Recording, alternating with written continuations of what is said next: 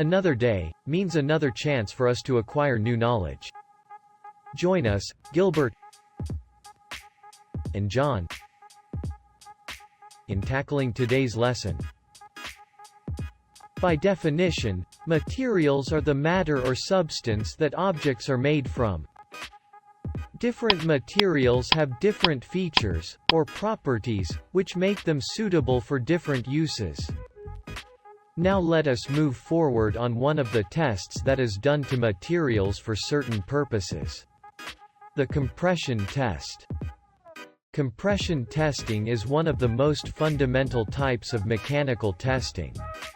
Compression tests are used to determine a material's behavior under applied crushing loads, and are typically conducted by applying compressive pressure to a test specimen, usually of either a cuboid or cylindrical geometry, using platens or specialized fixtures on a universal testing machine. Before we proceed, let us first watch this two short videos showing compression testing of materials. Tara Na.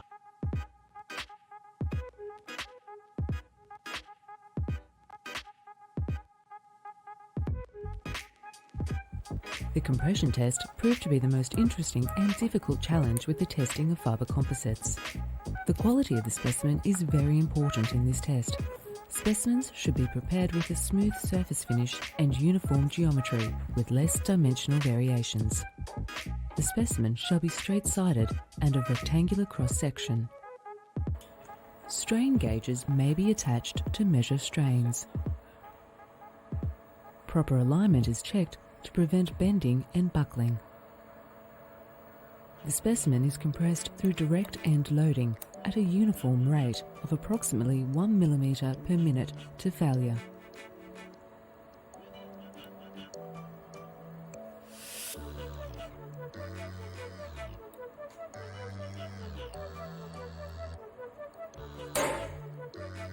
Subsequent deformations at various loads are recorded, with the maximum load recorded along with the stress-strain data. The compressive strength is determined by the measured parameters.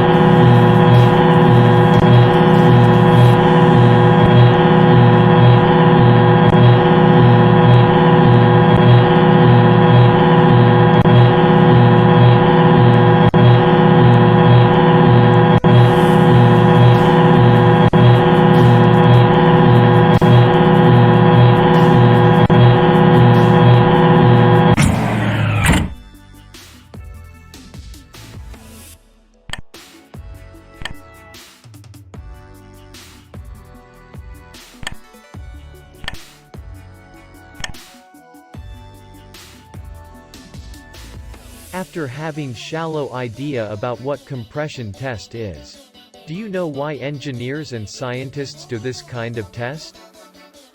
So now, let us educate ourselves the reasons why do compression testing. Compression testing allows manufacturers to assess the integrity and safety of materials, components, and products during several phases of the manufacturing process. The potential applications can vary from strength testing of a car windshield to endurance testing of concrete beams used in construction. Compression testing is often used on brittle materials such as concrete, metals, plastics, ceramics, composites, and corrugated materials like cardboard. These materials are often used in a load-bearing capacity where their integrity, under compressive forces, is critical. After knowing the facts behind why do compression testing, let us now dig into the steps or procedure in doing the said test. Procedure in compression testing. The first step in doing compression test is measure the length and the diameter of the specimen using vernier caliper. As future mechanical engineers, we already know what vernier calipers are. Am I right? Second step is compression attachment is fixed on universal testing machine. Specimen is kept at the center of the cross head so that uniform loading that can be assumed to the specimen. Moving on, the third step in doing the test is movable cross head is used for applying load, and it is lowered slowly until it touches the specimen. Extensometer is fixed and readings are fixed to 0 so that when any load is applied, the change in extensometer can be taken. For the fourth step, load is applied gradually by opening the valves and by pressing the start button. Amount of load being applied can be seen in the gauge. As the load is gradually applied, the extensometer reading are taken until the specimen fails. The extensometer reading gives the change in length of the specimen due to the compressing load, and the corresponding load by deflection curve can be plotted. As we know, ductile material shows more deflection, hence the load is gradually applied, and this can be observed in the dial gauge with the help of red and black pointer. Loading is continued until it reaches elastic limit. Beyond elastic limit, plastic region starts.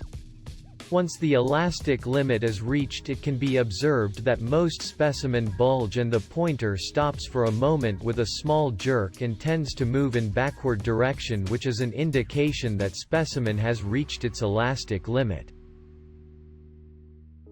Then, fifth step is performed.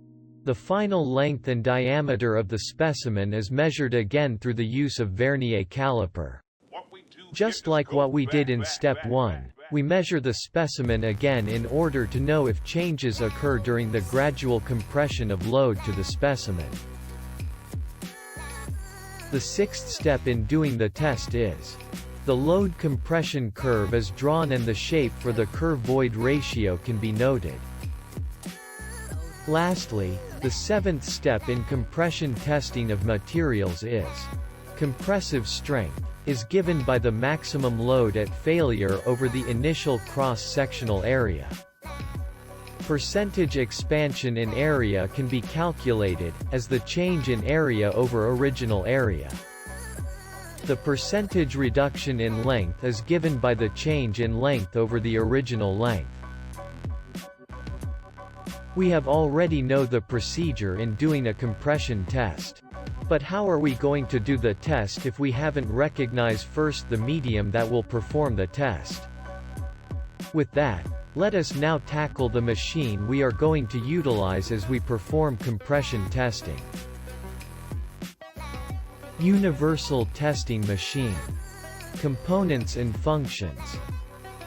A universal testing machine, UTM, is used to test the mechanical properties, tension, compression, etc. of a given test specimen by exerting tensile, compressive or transverse stresses.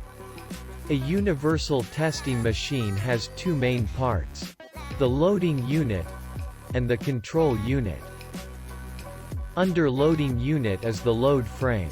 The load frame of a universal testing machine can be made either by single support or by double support. The load frame consists of a table, where the specimen is placed for the compression test, upper crosshead, and lower crosshead. Next is the upper and lower crosshead. The upper crosshead is used to clamp one end of the test specimen. The lower crosshead in the load frame is the movable crosshead whose screws can be loosened for height adjustment and tightened. Another component under loading unit is the elongation scale. The relative movement of the lower and the upper table is measured by an elongation scale which is provided along with the loading unit. Moving on are the components under control unit. Hydraulic power unit. This unit consists of an oil pump that provides non-pulsating oil flow into the main cylinder of the load unit.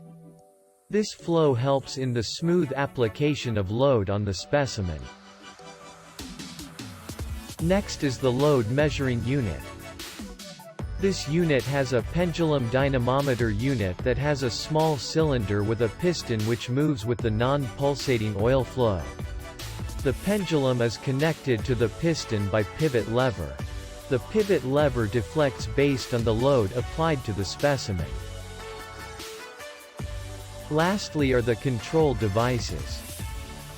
The control devices can be electric or hydraulic. Electric control devices make use of switches to move the crossheads and switch on/off the unit. A hydraulic control device consists of two valves, right control valve and left control valve or release valve. A right control valve is used to apply load on the specimen. The left control valve is used to release the load application. After knowing the fundamentals of compression testing, let us have a short recap. Compressive testing shows how the material will react when it is being compressed. Compression testing is able to determine the material's behavior or response under crushing loads and to measure the plastic flow behavior and ductile fracture limits of a material. Compression tests are important to measure the elastic and compressive fracture properties of brittle materials or low ductility materials. These properties are important to determine if the material is suited for specific applications or if it will fail under specific stresses. Now, we have come to an end. We hope this video helps you a lot. Thank you for watching.